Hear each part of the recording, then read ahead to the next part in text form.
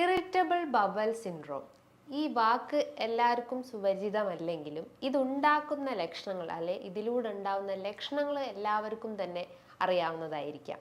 അപ്പോൾ ഇന്നത്തെ വീഡിയോയിലൂടെ ഇറിറ്റബിൾ ബവൽ സിൻഡ്രോമിൻ്റെ ലക്ഷണങ്ങൾ എന്തൊക്കെയാണ്, എങ്ങനെ നമുക്കത് മാനേജ് ചെയ്യാമെന്ന് ഡിസ്കസ് ചെയ്യാം.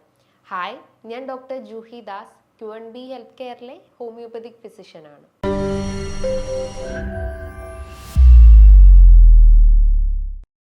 രാവിലത്തെ ജോലി തിരക്കിനിടയിൽ ഒരു വട്ടം ടോയ്ലറ്റിൽ പോവുക, പിന്നെ ഫുഡ് കഴിച്ച് എഗെയിൻ ടോയ്ലറ്റിൽ പോകാനുള്ള ഒരു തോന്നലുണ്ടാവുക. ടോയ്ലറ്റിൽ പോയി കഴിഞ്ഞാലും ഒരു സാറ്റിസ്ഫാക്ടറി ഫീൽ ഇല്ല, അല്ലെങ്കിൽ ഒരു കംപ്ലീറ്റ് ആയി എന്നുള്ളൊരു ഫീലിംഗ് വരിക. അടിവയറ്റുന്നൊരു വേദന അല്ലെങ്കിൽ നേരത്തെ വേദനയായിട്ട് അനുഭവപ്പെടുക. ഇതാണ് ഒരു സൈഡ് ഓഫ് സിംറ്റംസ് എന്ന് പറയുന്നത്. മറ്റൊരു സൈഡ് ഓഫ് സിംറ്റംസ് എന്ന് പറയുമ്പോൾ കോൺസ്റ്റിപ്പേഷൻ, മലബന്ധമായിട്ട് അനുഭവപ്പെടുക, ഒട്ടും വയറ്റിന്ന് പോകാൻ പറ്റാത്തൊരു പ്രശ്നങ്ങൾ ഉണ്ടാവുക. ഇത്തരം ലക്ഷണങ്ങളായിരിക്കും എല്ലാവരിലും അഫക്റ്റ് ചെയ്തുകൊണ്ടിരിക്കുന്നത്.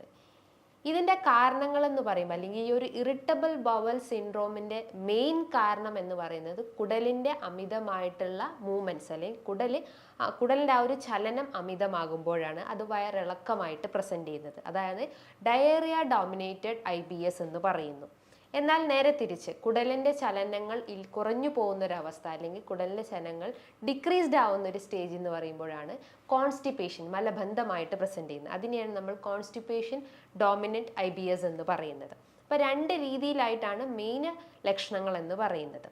ഈ ഒരു IBS, അതായത് 1950കളിലൊക്കെ ബിസിനസ് ചെയ്യുന്ന ആ ഒരാളുകൾക്ക്, കൂടുതലായിട്ടും ടെൻഷനുള്ള ആളുകൾക്കാണ് ഏറ്റവും കൂടുതൽ ബാധിച്ചിട്ടുണ്ടായിരുന്നത്. അപ്പോൾ ആ ഒരു കാലയളവിൽ എല്ലാവരും ചിന്തിച്ചത് മാനസികമായിട്ടുള്ള ടെൻഷനുള്ള അല്ലെങ്കിൽ സ്ട്രെസ്ഡ് ആയിട്ടുള്ള ആളുകൾക്കാണ് ഈ ഒരു അസുഖം വന്നിട്ടുള്ളത്. എന്നാൽ അങ്ങനെയല്ല. പല പഠനങ്ങളും റിസർച്ച് പേപ്പേഴ്സും എല്ലാം പറഞ്ഞിട്ടുള്ളത്, റീസെൻ്റ് ആയിട്ടുള്ള പേപ്പേഴ്സിലെല്ലാം പറഞ്ഞിട്ടുള്ളത് ജസ്റ്റ് ഒരു സ്ട്രെസ് മാത്രമല്ല, മറ്റു പല കാരണങ്ങളും ഈ ഒരു IBSലേക്ക് ലീഡ് ചെയ്യുന്നതാണ്. ഈ ഒരു IBSൻ്റെ മെയിൻ ഫീച്ചർ എന്ന് പറയുമ്പം പല രീതിയിലുള്ള ടെസ്റ്റുകൾ നമ്മൾ ചെയ്യുന്നു. വയറിൻ്റെ സ്കാനിങ് എടുക്കുന്നു, liver function test, renal function test, ഒരുവിധം എല്ലാ ബ്ലഡ് ടെസ്റ്റ് ചെയ്യുന്നു, യൂറിൻ ടെസ്റ്റ് ചെയ്യുന്നു, കൊളനോസ്കോപ്പി ചെയ്യുന്നു, എൻഡോസ്കോപ്പീസ് ചെയ്യുന്നു, സ്കാനിങ്, ബ്ലഡ് ടെസ്റ്റ്, എല്ലാ ടെസ്റ്റുകൾ ചെയ്തിട്ടും ആ ടെസ്റ്റ് റിസൾട്ട്സ് എല്ലാം നോർമൽ ആയിരിക്കുന്നതാണ്. ഇതാണ് മെയിൻ ഫീച്ചർ എന്ന് പറയുന്നത്. അപ്പം നിങ്ങൾ ചിന്തിക്കും, എന്ത് കാരണം കൊണ്ടായിരിക്കാം ഈ ഒരു IBS വരുന്നത്? അതിലാദ്യത്തേത് ഞാൻ പറഞ്ഞിട്ടുള്ള സ്ട്രെസ് തന്നെയാണ്. രണ്ടാമത്തേത് നിങ്ങളെ ഭക്ഷണ രീതികൾ ഇതിനൊരു മെയിൻ ഫാക്ടറായിട്ട് വർക്ക് ചെയ്യുന്നുണ്ട്. ഭക്ഷണ രീതികൾ എന്ന് പറയുമ്പം ഇന്നത്തെ ഒരു ജനറേഷൻസ് നോക്കുകയാണെങ്കിൽ ടൈമിംഗ് ഇല്ലാതെ ഫുഡ് കഴിക്കുന്നു, ഒരു റീസൺ. ടൈമിംഗ് ഇല്ലാതെ ഫുഡ് കഴിക്കുന്നു. ആ കഴിക്കുന്ന ഫുഡാണെങ്കിൽ എക്സസ് എമൗണ്ട് അല്ലെങ്കിൽ ക്വാണ്ടിറ്റി കൂടിയിട്ടുള്ള ഭക്ഷണങ്ങളായിരിക്കും. എന്നാൽ ആ കഴിക്കുന്ന ഭക്ഷണങ്ങൾ ക്വാണ്ടിറ്റി ഉണ്ടാവും. അതിലുള്ള ഇൻഗ്രീഡിയൻസ് നോക്കുവാണെങ്കിൽ കൂടുതൽ മസാലാസ് ചേർന്നിട്ടുള്ളത്, കൂടുതൽ അജിനാമോട്ടോസ്, പ്രിസർവേറ്റീവ്സ്, ഏജൻസ് ചേർന്നിട്ടുള്ളത്, ആർട്ടിഫിഷ്യൽ സ്വീറ്റ്നേഴ്സ് ആഡ് ചെയ്തിട്ടുള്ള അല്ലെങ്കിൽ ഷുഗർ റിച്ച് ആയിട്ടുള്ള ഭക്ഷണങ്ങൾ നമ്മൾ കൂടുതലായിട്ടും കഴിച്ചുകൊണ്ടിരിക്കുന്നു. ഈ ക്യാൻഡ് ഐറ്റംസ്, അതായത് സ്പ്രൈറ്റ്, കൊക്കക്കോള, പെപ്സി, ഇപ്പോൾ ബിരിയാണിയൊക്കെ കഴിച്ചു കഴിഞ്ഞാൽ ഓൾമോസ്റ്റ് എല്ലാവർക്കും ഒരു പെപ്സി അല്ലെങ്കിൽ ഒരു 7up കുടിക്കണം എന്നുള്ളൊരു ആ ഒരു ക്രേവിങ്സ് ഉണ്ടാവുന്നു. അപ്പോൾ അതൊക്കെ ഇതിൻ്റെ മെയിൻ റീസൺ ആയിട്ടുണ്ട്.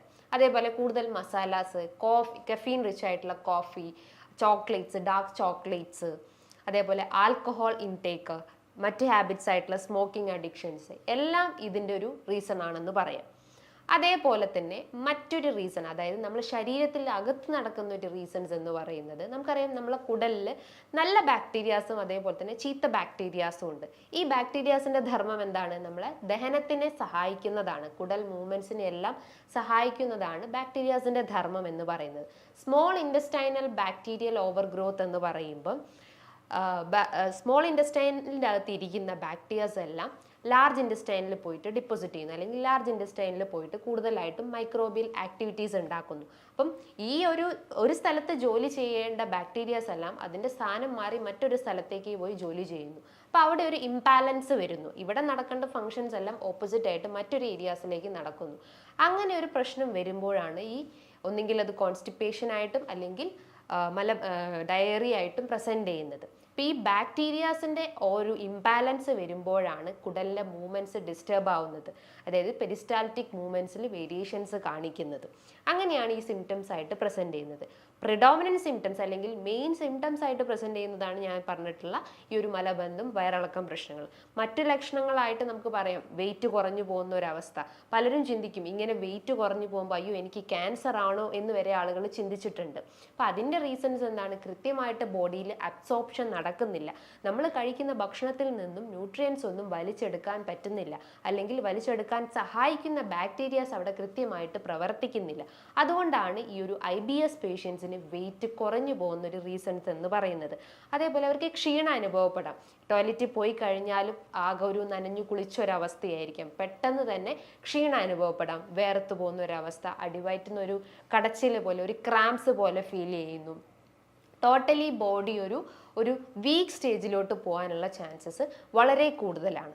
ഞാൻ പറഞ്ഞു മെയിൻ ആയിട്ടുള്ളൊരു റീസൺസ് എന്ന് പറയുന്നത് സ്ട്രെസ് ഹോർമോൺസ്, അല്ലെങ്കിൽ സ്ട്രെസ് അമിതമാകുമ്പോൾ ഈ ഒരു IBS ടെൻഡൻസി അഗ്രവേറ്റ് ചെയ്യാറുണ്ട്. അപ്പോൾ അതിൻ്റെ റീസൺസ് എന്താണ്? നമ്മുടെ കുടലിൻ്റെ ആ ഒരു പെരിസ്റ്റാൾസിസ് മൂവ്മെൻറ്റ്, കുടലിൻ്റെ മൂവ്മെൻറ്റ്സിനെയാണ് നമ്മൾ മെഡിക്കലി പെരിസ്റ്റാൾസിസ് എന്ന് പറയുന്നത്.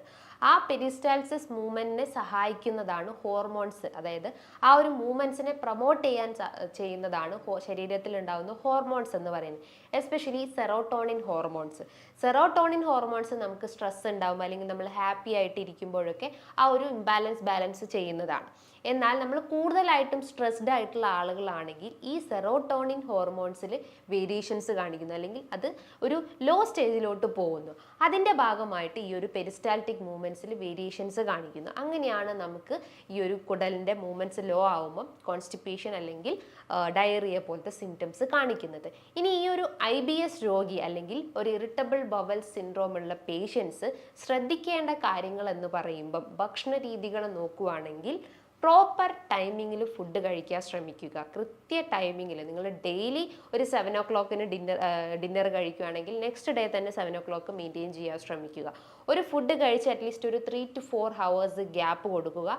വലിച്ചു വാരി ഫുഡ് കഴിക്കരുത്. അതായത് ക്വാണ്ടിറ്റി എല്ലാം കൂട്ടിയിട്ട് ഒരു ടൈമിംഗ് ഇല്ലാതെ ഫുഡ് കഴിക്കുന്ന ഒരു വേ ഓഫ് ഈറ്റിംഗ് ആണ് ഈ ഒരു അസുഖത്തിൻ്റെ മെയിൻ റീസൺസ് എന്ന് പറയുന്നത്. അപ്പോൾ കൃത്യമായ ടൈമിങ്ങിലും അളവ് കുറച്ച് തവണകൾ കൂട്ടിയിട്ട് ഭക്ഷണങ്ങൾ കഴിക്കാൻ ശ്രമിക്കുക. ഇനി നിങ്ങളുടെ ഭക്ഷണത്തിൽ കൂടുതൽ മസാലാസ് ചേർന്നിട്ടുള്ളത്, കഫീൻ റിച്ച് ആയിട്ടുള്ളത്, ഇത്തരം ജങ്ക് ഫുഡ്, പ്രോസസ്സ് ചെയ്തിട്ടുള്ള ഭക്ഷണങ്ങളൊക്കെ ഒന്ന് പൂർണ്ണമായിട്ടും ഒഴിവാക്കാൻ ശ്രദ്ധിക്കുക. അതേപോലെ തന്നെ ആൽക്കഹോൾ അഡിക്ഷൻസ് ഒക്കെ ഉള്ള ആളുകളാണെങ്കിൽ അത് പൂർണ്ണമായിട്ടും ഉപേക്ഷിക്കാൻ ശ്രമിക്കുക. ഈ ഒരു ആൽക്കഹോൾ അഡിക്ഷൻ കാരണം പല രീതിയിലുള്ള മറ്റ് ഓർഗൻ ഡാമേജ് ഉണ്ടാകുന്നു. ഫാറ്റി ലിവർ കംപ്ലയിൻസും സിറോസിസ് കംപ്ലയിൻസും, അങ്ങനെ ഓരോ ഓർഗൻസും ഡാമേജ് ആവാനുള്ള ചാൻസസ് ഉണ്ട്. സോ അത്തരം അസുഖങ്ങൾ പ്രിവെൻറ്റ് ചെയ്യുക എന്ന് പറയുമ്പോൾ നമ്മൾ ആദ്യം ഈ ഒരു അഡിക്ഷൻസ് നമ്മൾ ആദ്യം കുറയ്ക്കാൻ ശ്രമിക്കുക.